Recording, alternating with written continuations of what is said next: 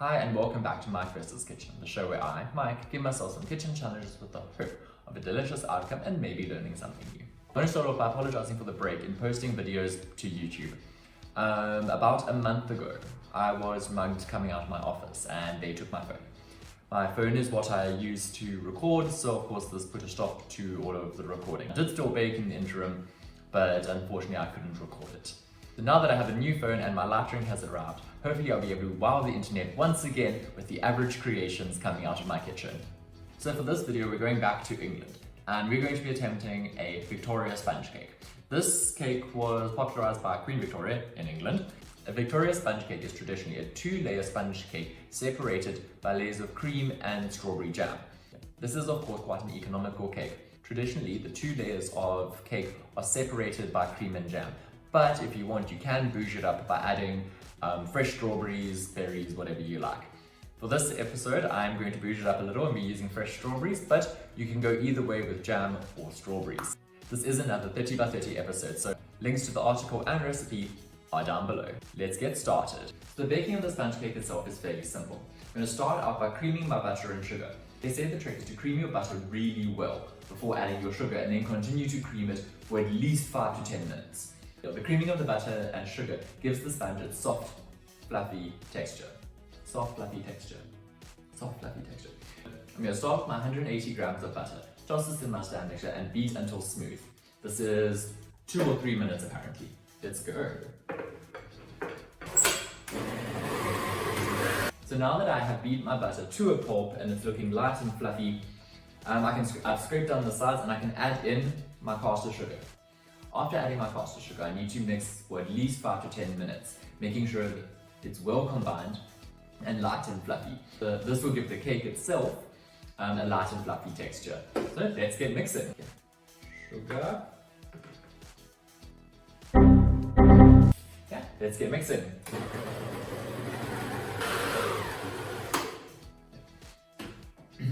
So now that I've mixed my butter and sugar for roughly 10 minutes, I can go ahead and add my eggs. I need to do this while mixing, one at a time, until the eggs are completely combined into the butter and sugar mixture. Here goes.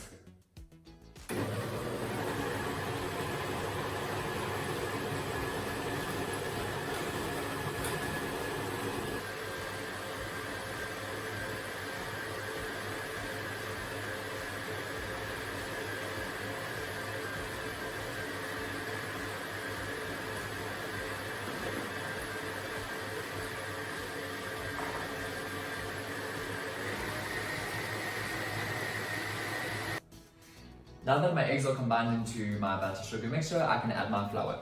This is 180 grams of flour. And what you need to do is you need to sift it into your mixture half at a time. So half the flour sift mix, half the flour sift mix. Let's get started.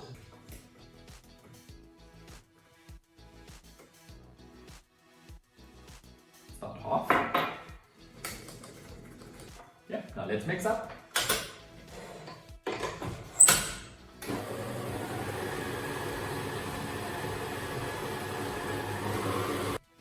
Now that half my flour is properly combined, I'm going to add the other half, but I'm going to scrape down the sides of the mixer first to make sure everything is properly combined. Okay, there. Other half of I've now added the other half of my flour. I'll sift it in. Let's do the final mix.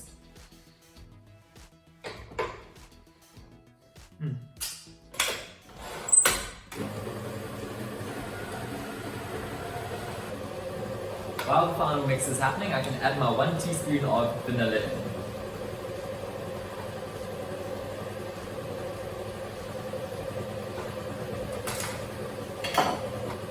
Let's get this baby going.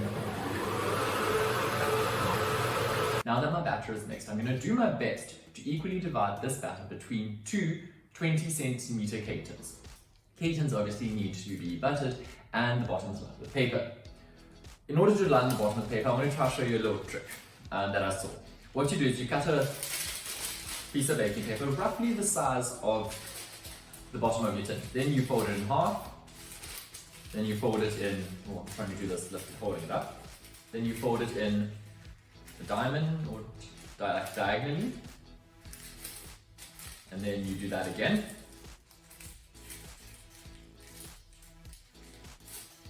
And then you take it, you hold the tip of your diamond roughly, you hold the tip of the diamond roughly in the center of the pan. That gives you an idea of where you can cut so you can have a semi-round piece of parchment paper. So, hold it in the center, about there. If I cut it like that. Then when I unfold,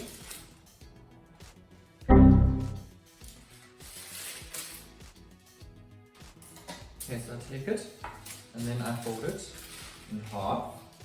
Okay. Fold it in half and fold it half again.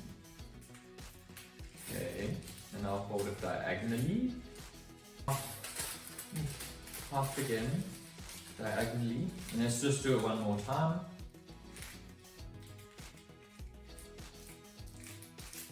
Okay. Let's trim. And I have a circle. Circle. And ta-da! I don't think that counts as a ta-da moment because, yeah, when you have to do it twice to try and get it right, that's a little embarrassing. Let me grease and paper my second pan, then we can get dividing and pop these in the oven. Now that both cake tins are papered, I can halve my batter between these two and pop them in the oven. These are going to cook for 15 to 20 minutes at 180. Since they are small cakes, they will cook fairly quickly, but of course, you know, the prick test always works. Okay, this batter is very thick, so trying to get it perfectly even between both cakes is not going to be easy. Here at Mike Versus Kitchen, we just do our best, and that's okay. Your best is enough. You are enough. Don't let anyone ever tell you otherwise.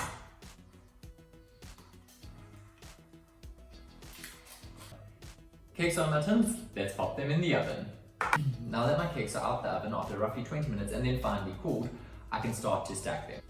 This is done by putting a layer of cream and strawberries on the base cake and then putting the top, and then finally putting the lid on top. Is it a cake, cream and strawberries cake layer, and then you can put more strawberries on top to decorate, as well as some icing sugar. So let's get started. Take my first cake, pop it down. Okay.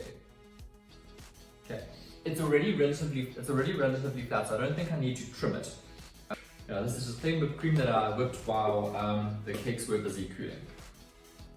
I can go and put a fairly nice layer on and then smooth it out. I think you don't want to put too much on because it's going to flow over the sides then and it'll make a bit of a mess. So I think, well, actually, I don't know. Let's see how this all pans out. What you need to try to do, I think, is keep the center keep the center a little bit, the cream a little bit thin on the center and then thicker as you're going out to the edges, because we're going to take the top layer and put it on upside down to get a nice flat top on, to get a nice flat top. So yeah, keep the center fairly, to keep the center fairly thin and then the outsides a little bit thicker. Okay, so now that I've put a nice layer of cream on, I'm going to put my strawberries around the edges.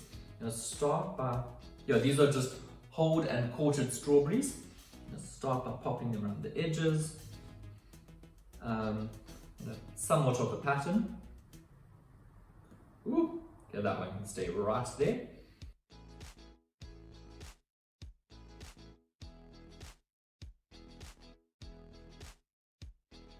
Now I'm going to pop some more cream in the middle to fill it up a little so I can continue to put my strawberries in.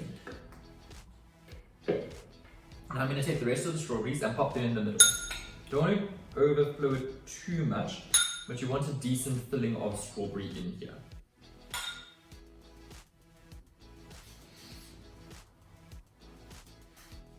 Okay. That should just about do it. Now I'm going to take our last bit of cream and pop it around the edges to try to seal it up.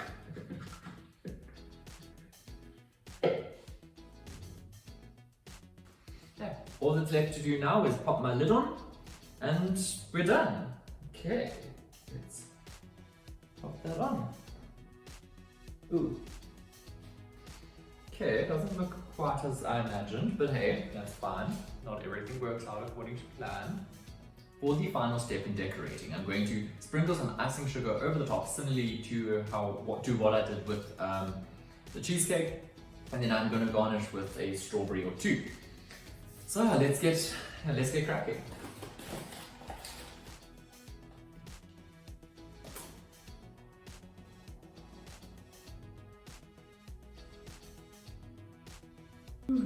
Snow!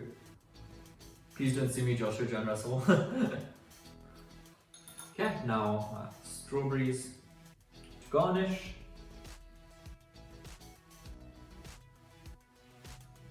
Little more snow over the strawberries. And there we have it, a beautiful Victoria sponge with a little extra bouge.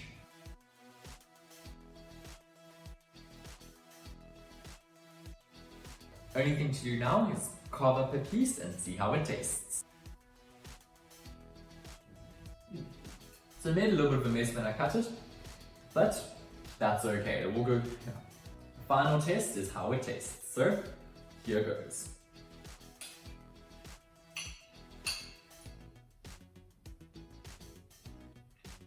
Royally delicious. Very, very subtle flavors and tastes coming through because the strawberries aren't particularly strong flavors, neither is cream or the vanilla, but as a whole they work well together. Fantastic. All in all, I think I'm pretty happy with the outcome. My only real concern is the cutting of it. It's just the first cut I did, it made a little bit of a mess. I mean, it's squishing the cream and strawberries out, which is not ideal. It doesn't look pretty. But as for taste, it's wonderful. Subtle but great. Will go down perfectly with a cup of tea. Thanks again for watching another episode of Mike vs. Kitchen. Please don't forget to subscribe, like, and comment down below if you have any ideas for kitchen challenges for me going forward. Thanks for tuning in and stay safe. Bye.